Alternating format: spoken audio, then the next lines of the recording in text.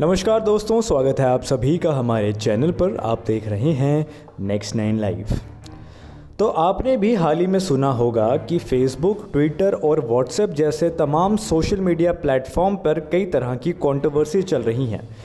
ये सारी कंपनीज काफ़ी विवाद में हैं। हमारी सरकार और इन कंपनीज के बीच कुछ टसल चल रही है।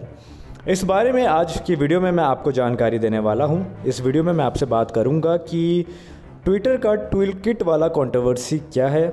इसके अलावा बात करेंगे कि फेसबुक और व्हाट्सएप से क्या चाहती है हमारी सरकार, और 26 मई यानी कल का जो दिन है वो खास क्यों था इस पूरे मामले को लेकर। तो बहुत ही इंटरेस्टिंग और इन्फॉर्मेटिव वीडियो ये होने वाला है। वीडियो को शुरू करने से पहले आप सभी से दरख्वास्त करना चाहूँगा कि इस वीडियो को एक लाइक ज़रूर दे दीजिएगा, और वीडियो पसंद आए तो इसे शेयर करिएगा। इसके साथ अगर आप हमारे चैनल पर नए हैं तो इसे सब्सक्राइब भी कर दीजिएगा। चलिए शुरू करते हैं। तो सरकार और ट्विटर के बीच लड़ाई काफ़ी समय से हो रही थी एक्चुअली, लेकिन ये तब और ज़्यादा बढ़ गई जब कंगना रनौत का ट्विटर हैंडल को सस्पेंड कर दिया गया हमेशा के लिए।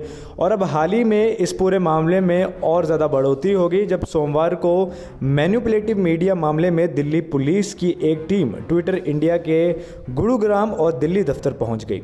हालांकि वहां पे उन्हें ताला मिला, जिसके बाद दोपहर तक दिल्ली पुलिस की स्पेशल टीम ने ट्विटर इंडिया को नोटिस भेजा। इधर दिल्ली पुलिस ने ट्विटर इंडिया को नोटिस भेजा, उधर ट्विटर पर ही आई स्टैंड विद मोदी या आई स्टैंड विद ट्विटर और ट्विटर बैन जैसे हैशटैग ट्रेंड करने लगे। दरअसल ये पूरा मामला भारतीय जनता पार्टी के प्रवक्ता समित पात्रा के एक ट्वीट से जुड़ा हुआ है। दूसरी ओर 26 मई से देश में नए आईटी रूल्स लागू हो गए हैं। जी हाँ, नए आईटी के नियम बना दिए गए थे जो 26 मई से लागू होने थे, जिन्हें हर सोशल मीडिया कंपनी को मानना था। इसमें ट्विटर भी आता है। हालांकि अब तक सिर्फ फेसबुक ने कहा है कि हमारा मकसद आईटी नियमों के प्रावधानों का पालन करने का है, लेकिन हम इस पर सरकार से अभी चर्चा जारी रखेंगे। वहीं ट्विटर समेत अन्य सोशल मीडिया प्लेटफॉर्म्स ने सरकार से 6 महीने का समय मांग लिया है, क्योंकि अमेरिका स्थित उनके हेड ऑफिस से ये तय होता है कि वे इन नियमों को मानने वाले हैं कि नहीं। तो ये पूरी तरह से हमारी सरकार पर निर्भर नहीं करता। लेकिन जानकारों का माने तो ट्विटर जैसे सोशल मीडिया कंपनी जिन्हें भारत से करोड़ों का मुनाफा होता है, वे सरकार से पंगा लेने के बारे में ज़रूर सोचेंगे और ऐसा काम नहीं करेंगे जिससे इनको नुकसान हो या हमारी भारत सरकार को नुकसान हो।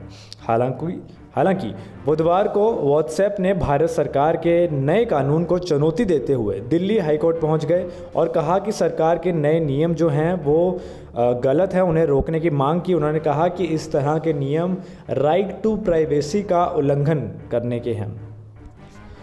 दोस्तों, आप समझिए कि ये जो कंपनीज हैं ये भारत सरकार या भारत से पंगा क्यों नहीं ले सकती।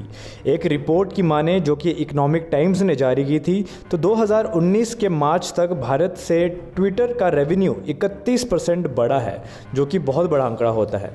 2018 से लेकर 2019 तक भारत से ट्विटर का रेवेन्यू 43.4 करोड़ से 56.9 करोड़ बढ़ा है। इसी तरह फेसबुक, इंस्टाग्राम और व्हाट्सएप की कमाई भी भारत में दिन दुनी रात चुगनी होती जा रही है। ऐसे में पूरी उम्मीद की जा रही है कि सोशल मीडिया कंपनियां भारत में झुकेंगी और यहां की सरकार के नियमों का पालन करेंगी। वहीं आपको बता दें कि समित पात्रा ने 18 मई को 4 पेज के 2 अलग अलग डॉक्यूमेंट के स्क्रीनशॉट ट्वीट किए थे, जिसमें से एक डॉक्यूमेंट कोरोना वायरस को लेकर था और दूसरा सेंट्रल विस्ता प्रोजेक्ट को लेकर था। समित पात्रा ने इस ट्वीट में दावा किया था कि कांग्रेस देश में कोरोना महामारी को लेकर टूल किट का इस्तेमाल कर रही है, जिसकी मदद से वे मोदी सरकार को बदनाम करने की कोशिश कर रही है। इस टूल किट के जरिए समित पात्रा ने कांग्रेस पार्टी पर आरोप लगाया कि कांग्रेस अपने कार्यकर्ताओं को मोदी सरकार को बदनाम करने के लिए सोशल मीडिया पर कैंपेन चलाने की बात कर रही है, जिसमें उसके कार्यकर्ता सोशल मीडिया पर सुपर स्प्रेडर कुंभ और मोदी स्ट्रेन जैसे शब्दों का इस्तेमाल जानबूझ के कर रहे हैं, लेकिन ईद को हैप्पी सोशल गैदरिंग का नाम दे रहे हैं। हालांकि समित पात्रा के डॉक्यूमेंट्स को ट्विटर इंडिया ने मैनिपुलेटिव मीडिया के टैग के साथ पब्लिश किया। उन्होंने इस ट्वीट के साथ मैनिपुलेटिव मीडिया का टैग लगा दिया, जिसके बाद से ही ये बवाल और भी ज़्यादा बड़ा हो गया। अब आप सोच रहे होंगे कि मैनिपुलेटिव मीडिया क्या होता है। तो मैनिपुलेटिव मीडिया का मतलब होता है कि किसी भी तस्वीर, वीडियो या कंटेंट के साथ छेड़छाड़ करके उसे अपने फ़ायदे के लिए इस्तेमाल करना, या उस वीडियो, तस्वीर का कंटेंट कोई ऑथेंटिक सोर्स का ना होना, ऐसी चीज़ों को ट्विटर अपनी जांच के आधार पर मैनिपुलेटिव मीडिया का टैग दे देता है। ट्विटर की ये पॉलिसी है कि अगर आपने जो जानकारी ट्वीट की है उसका सोर्स सटीक नहीं है और उपलब्ध जानकारी गलत है तो इस पर पब्लिश होने के साथ ही मैनिपुलेटिव मीडिया का लेबल लग जाता है। ये लेबल वीडियो, फोटो या अन्य किसी भी कंटेंट के साथ लगाया जा सकता है।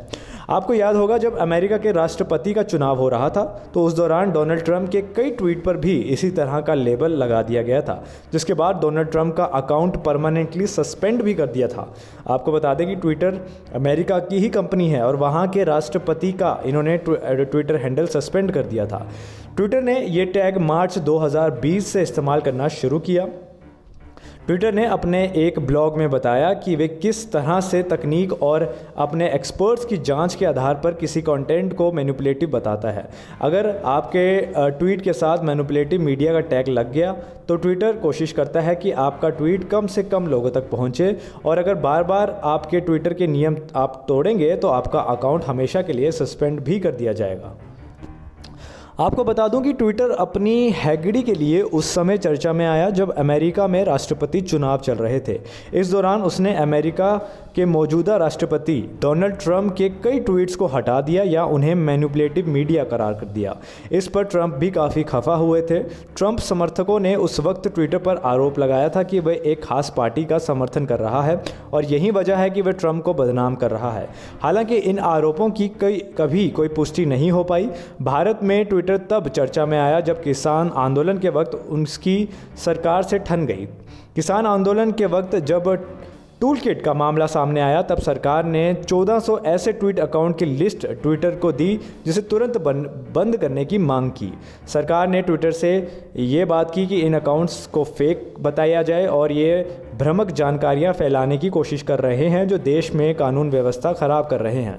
हालांकि ट्विटर ने इस पर तुरंत कार्रवाई से मना कर दिया था, जिसके बाद केंद्रीय आईटी मंत्रालय की तरफ से कहा गया था कि अगर ऐसा नहीं होता है तो ट्विटर इंडिया के पदाधिकारियों पर कार्रवाई की जाएगी।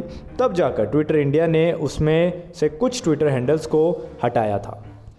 तो ये तो खैर हुई ट्विटर की बात। अब बात कर लेते हैं फेसबुक की। तो सोशल मीडिया प्लेटफॉर्म बंद होने के बीच फेसबुक की तरफ से एक बड़ा बयान आया। फेसबुक ने कहा कि वे आईटी नियमों के प्रावधानों का पालन करेगा, साथ ही कुछ मुद्दों पर फेसबुक की सरकार के साथ बातचीत भी चलेगी। फेसबुक की तरफ से कहा गया है कि हमारा लक्ष्य आईटी नियमों के प्रावधानों का पालन करना है, साथ ही इसे लागू करने की दिशा में काम करने का भी है। आपको बता दूं कि केंद्र सरकार ने इस साल फरवरी में सोशल मीडिया प्लेटफॉर्म्स के लिए नई गाइडलाइंस को जारी किया था। उस वक्त ministry of electronics and information technology की तरह से सोशल मीडिया प्लेटफॉर्म को नए आईटी रूल्स को लागू करने के लिए 3 महीने का समय दिया था। तो दोस्तों, ये थी आज की हमारी जानकारी। उम्मीद करता हूँ आपको ये वीडियो पसंद आई होगी। ऐसी तमाम जानकारी के लिए हमसे जुड़े रहिएगा। फिलहाल के लिए दीजिए इजाज़त। नमस्कार।